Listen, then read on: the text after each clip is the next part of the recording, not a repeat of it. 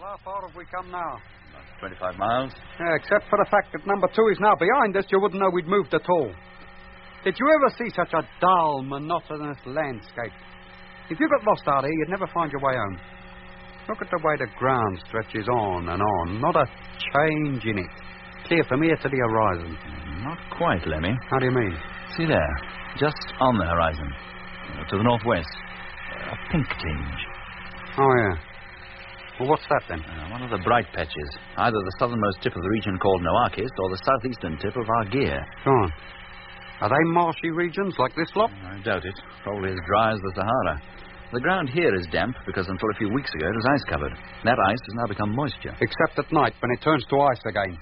Look, Jet Boy, I know it's none of my business, and I'm here to obey orders the same as the rest of us. Well, Lemmy? Do you honestly think there's any chance of us finding that ship or whatever it is? Very little, Lemmy. It'll probably find us first. Yeah, well, that's... Eh? Whatever kind of machine it is, it flies, and at a very high speed, too. It must do, to cover the distance it did when we saw its light moving across the plain last night. Well, then what's the idea, then? I mean, compared with that thing, we're like a car trying to overtake an aeroplane. By nightfall, Lemmy, we'll have covered about 200 miles. Well? And be 200 miles nearer the place from which that light came. So? Perhaps tonight it will return to the ship along the same course, in which case we should see it. And then? We'll have an even clearer idea of where it comes from. And tomorrow we set out in that direction until we come to its base. But that might be anywhere. And what if it sees us? Lemmy, whatever it is, it took 4 of our men with it yesterday. We've got to try to get them back. Who knows what might be happening to them? And who knows what will happen if that thing does see us and decides to come down and investigate us. I almost hope it does. Hey? So far as is known, Lemmy, the highest form of life that Mars can support is vegetable life. You mean the men that fly in that ship are a bunch of carrots? Vegetable men? No, Lemmy. And it's my belief they're not Martians either. Then who are they? You remember the time travelers, Lemmy? On the moon. Will I ever forget them? At first we thought they were moon men, that they lived on it, but they didn't. Hey, you don't think that ship belongs to the time travelers, do you? I wish it did. I'd have no fear then for the safety of Evans and his crew. No, Lemmy, the impressions left by that craft were not those of a time traveler's machine. The point I'm trying to make is that whoever flies that ship is a visitor to this planet, as we are. In which case they must have a base established somewhere, and I hope the strange machine with the light will lead us to it. And how are we going to approach it without being detected? And once we are detected, how do we know a human turnip isn't going to carry us off like they must have carried off Evans and his lot? We don't know.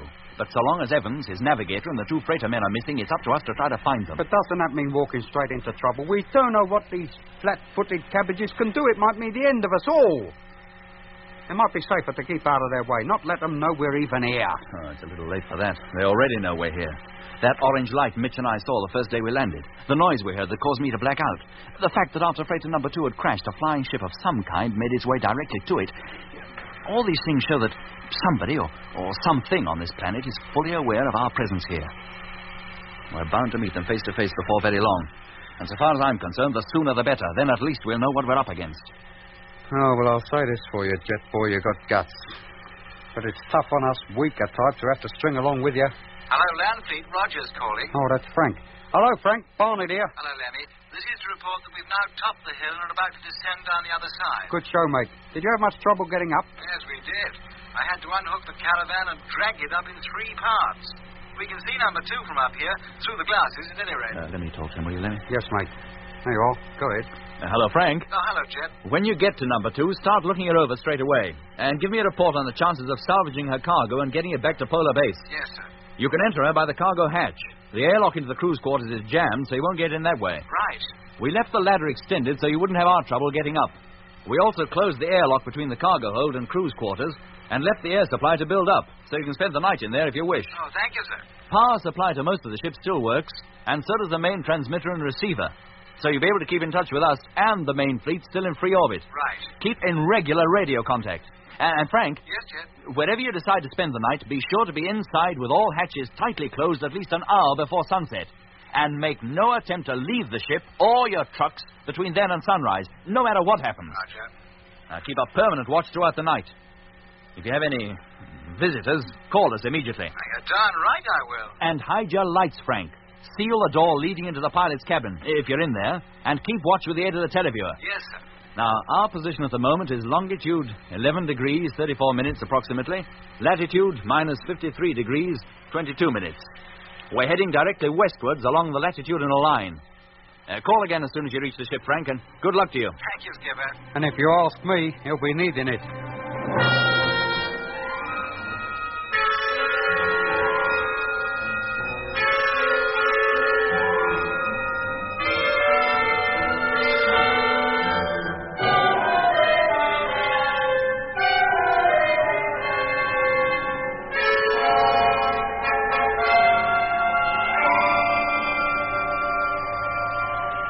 Hello, Jet. Yes, Mitch, Jet here. It's getting dark. How much longer before we stop? Oh, I was hoping to make the edge of the desert before we called it a day. You'll never do it. Not before sunset, anyway. Oh, all right, Mitch, I'll halt. Bring your train up alongside. Okay.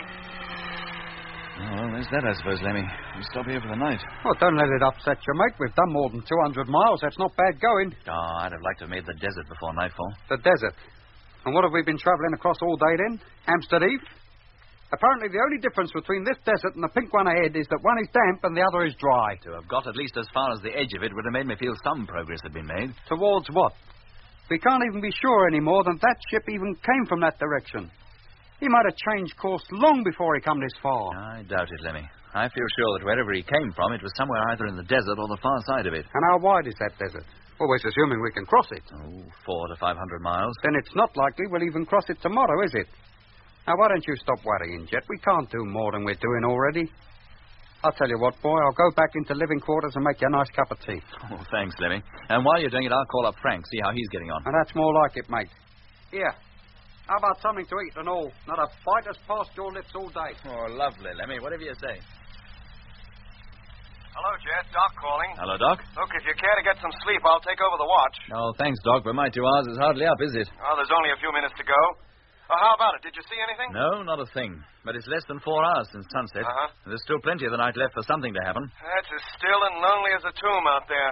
Any word from Frank? He decided to spend the night in the ship, as I suggested. And he and Grimshaw have kept a constant watch, but have seen nothing either. Well, get some sleep, Jet. I'll give you a call if I see anything. When Mitch takes the watch, I'll get him to do the same. Okay, Doc, thank you. I'll move back into the sleeping quarters. I'll leave the radio on, and if you call, I'll hear you. And check with Frank every half hour, will you? Okay. Hello, Jet. Hello. Wake up, do you hear? It's arrived. Oh, hello, Mitch. What's that? The light, it's here. To the northwest of us and approaching fast. Thanks, Mitch. I'll get out of the driving cabin right away. Hey, Lemmy. Lemmy. What's up? The light, it's here. Follow me out into the cabin as soon as I pass through the airlock. Yes, mate.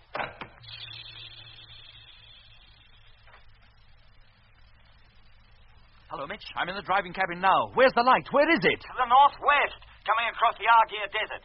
Almost directly towards us. Yes, I see it.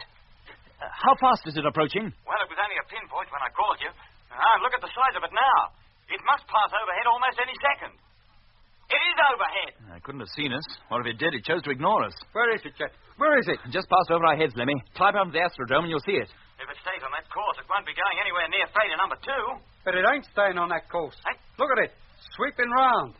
It's either changing its line of flight or it's coming back. Take your head out that dome, Lemmy. Let me have a look. Yes, Jet. No, it's not coming back. It's definitely heading for the ship. Call up Frank, Lemmy. Warn him. Right.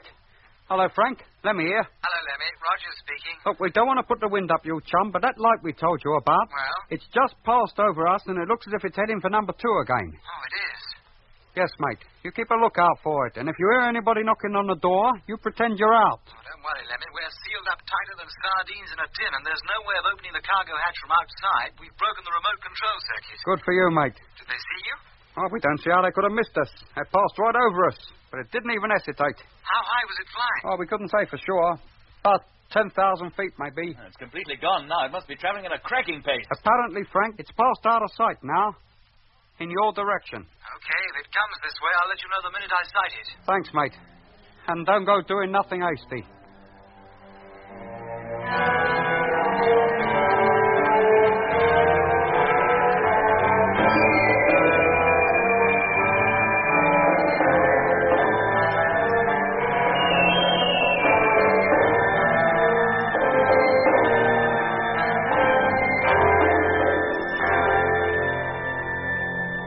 Hello, Landfleet. Rogers calling. Yes, Frank. Barnett here. We can see it. It's coming straight at us. Oh, blimey. Let me talk to him, Lemmy. And hook up Doc and Mitch. Let them hear this. Right. Hello, Frank? Yes, Jet. Where are you keeping lookout? From the pilot's window? No, Jet, through the televiewer. Have you a clear view all round? No, Jet, the tilt of the ship doesn't allow it, but we've got a clear view forward and almost 90 degrees either side. Where is the light now? Directly in front of us, height about 45 degrees. It seems to have stopped now. It's just poised up there above the ground. Just hanging there, you mean? Not moving? No, Jet, it's as though it has some anti-gravity device. Now it's descending very gently. It's almost down. Now it's touched the deck and the light's gone out. Can you see a ship of any kind? Not really, Jet. It's so dark out there. There's hardly enough light to activate the camera. All we can see is a dark, almost shapeless patch where the light was. The image might become clearer as your eyes get used to the dark. Have you got the lights on in the cabin? Yes, Jet. Then put them out, Frank. But they can't be seen from outside, sir? I realize that, Frank, but the darker the cabin, the better your chance of seeing things on the televiewer. Oh, yes, sir. We'll put them out. Will you hold on a minute? Yeah. Right, Jet. We're blacked out. Televiewer any better? Stars are visible and the black patch is still there. You can't make out any details. No, sir, but maybe it'll get clearer later when our eyes are adapted to the darkness. All right, Frank. We'll keep listening. Give me a call the moment you've anything to report. Yes, sir. I wouldn't like to be in Frank's shoes right now. Not with that thing sitting on his doorstep. No, Lemmy. I wish it was sitting outside here instead. Hello, Mitch, Doc? Yes, Mitch here. Did you hear all that? Too right. Well, what's that thing up to? Do you think it realizes Frank and Grimshaw are in there? I don't know. But why did it put its light out? That's a point. Hello, Jet. Frank calling. Yes, Frank? Things are happening. The patch is definitely circular. That thing out there must be globular in shape like a ball. And that's not all. Oh? A pale green, oval-shaped light has appeared in the underpart of it. Some kind of door? Well, possibly. It's probably a circular door, too, but looks oval because of the position from which we see it. It's foreshortened. Anything else? Not at present, Jet. Then keep calm, Frank, and give me a full commentary on everything you see. Yes, sir. Oh, Jet, something is coming out. Oh, blimey. What do they look like? Oh, it's difficult to tell. All we can see are faint shadows. The green light is so pale, like luminous paint. It's only because parts of it are being obscured occasionally that I know anything is moving there at all. There's 1, 2, 3 shadows passed across it, apparently towards the ground. Listen, Frank. Yes, sir. They must be going to approach the ship. Almost certainly they're not aware that you're even in there. They probably expect to find the cargo flaps still down as they left them yesterday. Oh, then they're going to have a big surprise coming, aren't they, sir? Unless they've something like superhuman powers, they can't possibly get inside, so just sit tight and wait. Yes, yes. So what else can he do? Oh, Frank, where did you leave your land trucks? About half a mile away to the east. The globular craft is directly in front of us to the west. Let's hope they don't see them. What if they drive them off? Grimshaw and I'll be stranded here.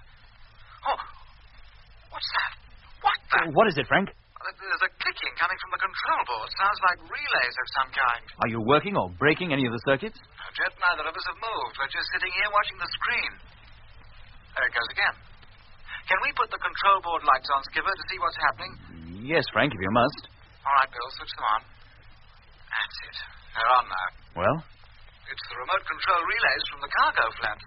Somebody outside is pressing the switch. But they can't get in, can they? I hope not, sir. The switch won't open the doors, that's for certain. I broke the circuit. Oh, they stopped now. They must have given it up. Oh, now what will they do? That remains to be seen. Poor old Frank. I bet right now he wishes he'd stayed at home.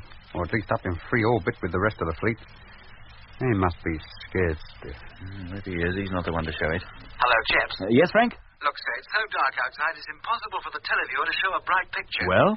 But if I went into the pilot's cabin and looked through the window with my own eyes, I might see much more. May I have permission, sir? Very well, Frank, but be careful. Switch off the televiewer and the control board lights before you go in case they should be seen when you open the pilot's cabin door. Yes, sir. Televiewer off. And now the control lights.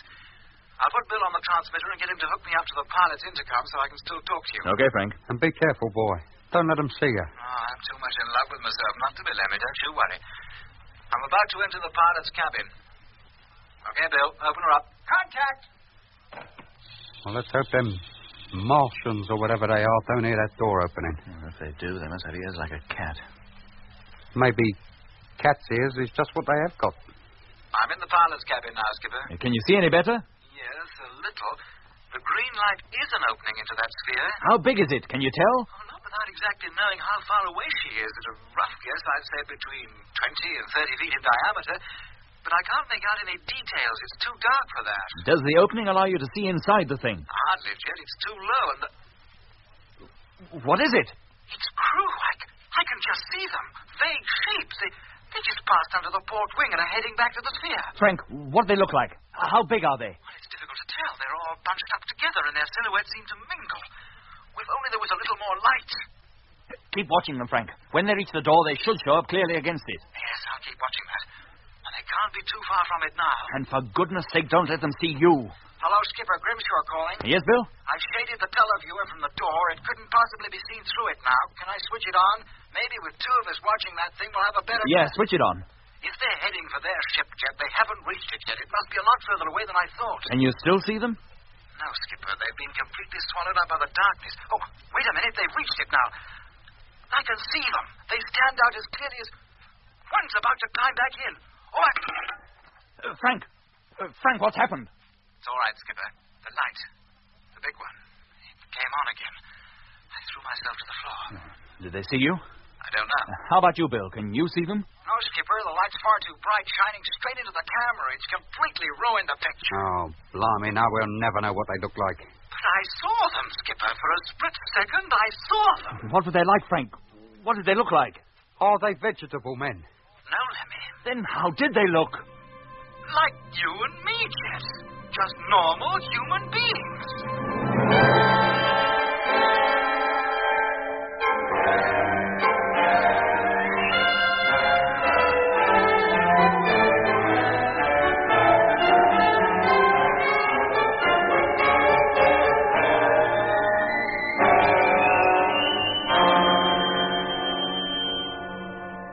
Frank, are you sure?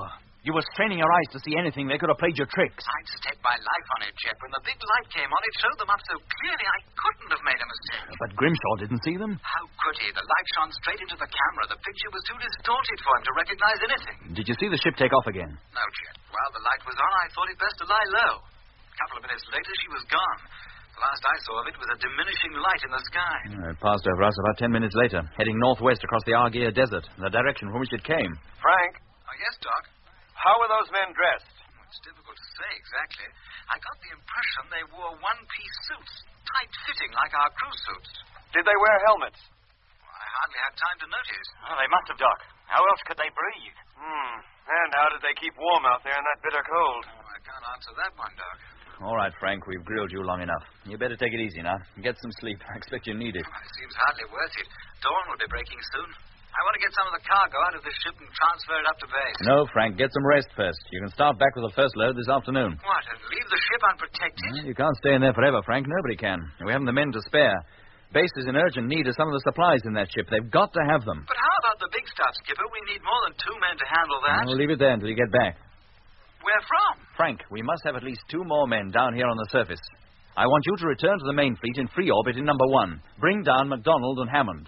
When you've touched down again, I'll give you further orders about salvaging the rest of the gear from the wreck. Very good, sir. Now, turn in, Frank. It's unlikely you'll be disturbed again. Whoever was in that ship seems to prefer to wander around at night. Give me a call when you wake up. Yes, sir. Signing off. Couldn't we go back and give him a hand, Jet? And we could, Mitch, but we've other things to do. As soon as it's light, we're getting underway again. We're going to cross that desert. The Argier? Yes, Mitch. We head northwest as soon as the sun's up.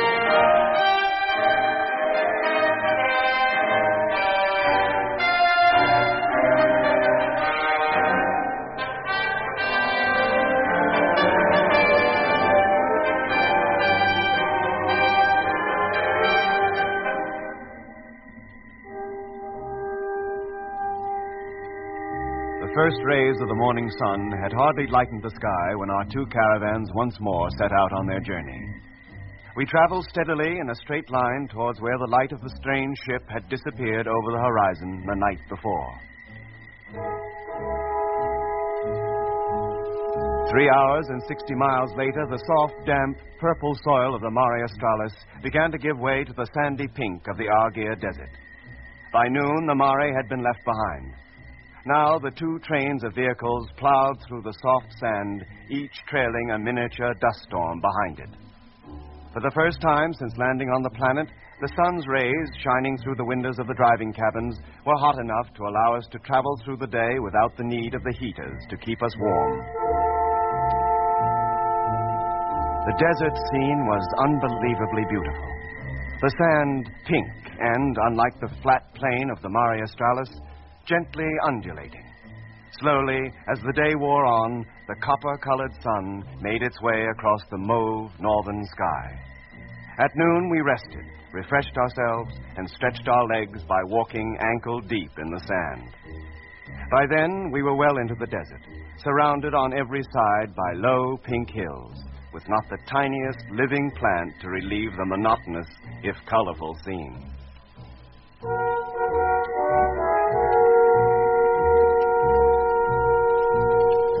In our first day across the great desert, we covered nearly 250 miles. Then, under canopy of the blackest sky, studded by the brightest of multicolored stars, we settled down to sleep.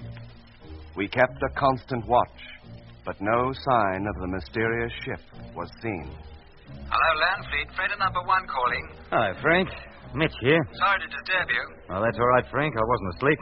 It's my turn for watch. I'm up with the Space Fleet now. We made the journey out here without incident. Wacko. When do you return to Polar Base again? Oh, in 24 hours or so, as soon as the ship's loaded. Well, don't leave anything behind, Frank. I doubt if we can spare any fuel for any other trips upstairs.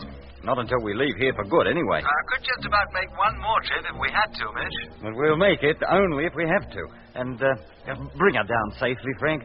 If your ship cracks up, there's only the Discovery left to get us off this planet. I will, Mitch. Don't worry. Well, that's all for now. I'll call you again when we're ready to make the descent. Right. Why, then I hope we've crossed this desert, and I won't be sorry. No sign of that ship again? No, Frank. Not a flicker.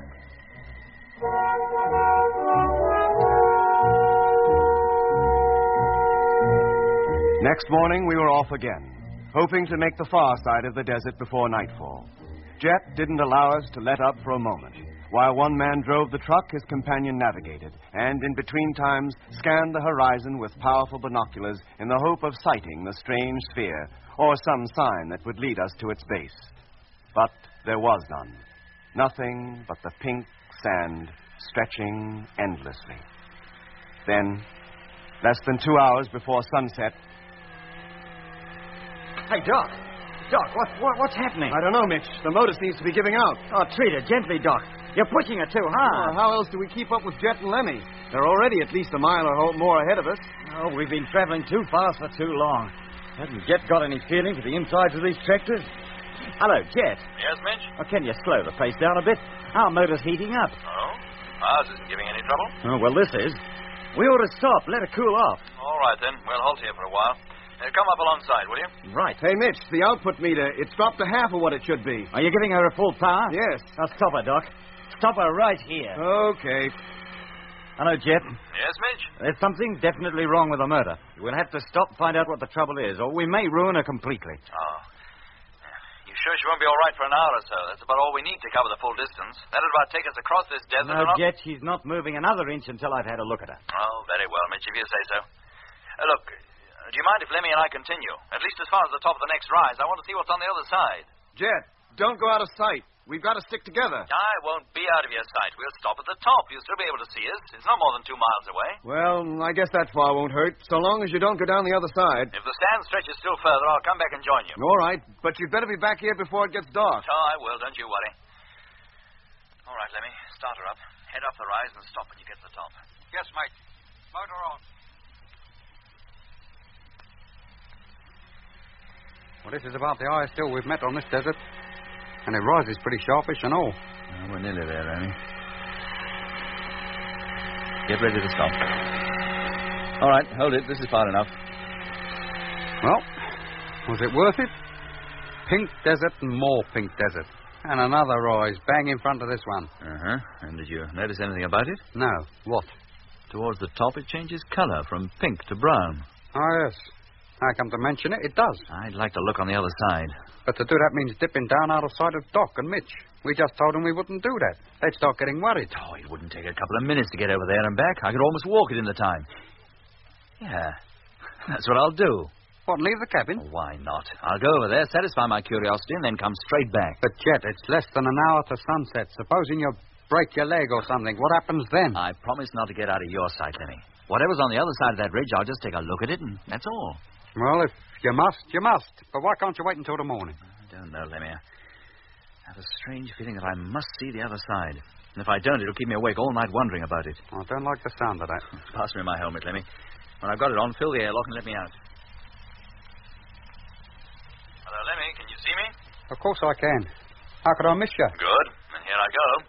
Now remember, just to the top, boy, and no further. The sun's already low in the sky. And look at the color of it. A deep orange. The sun. A deep orange. You said that once before. How could I until a few minutes ago to this normal color? A long time ago, I mean. Or was it so long ago? Nearly at the top. I've made it. Good heavens. What is it, Jet? What can you see? Lemmy, the other side of this hill leads down into a valley, a great wide valley. And it's full of plants like giant rhubarb. And it stretches from west to east as far as the eye can see. Rhubarb plants. Any custard trees growing up with them? This must be one of the canals. Then you'd better come on back here before a barge horse comes along and tramples you to death. It must be at least 15 miles wide and... Yes, there it is. It's there exactly as I saw it in my dream. What? What was in your dream? The dream I had when Mitch and I got lost in the fog. When you dreamed about seeing a city, you mean? Yes, Lemmy, and it's here. What? The city? Yes, identical in every detail.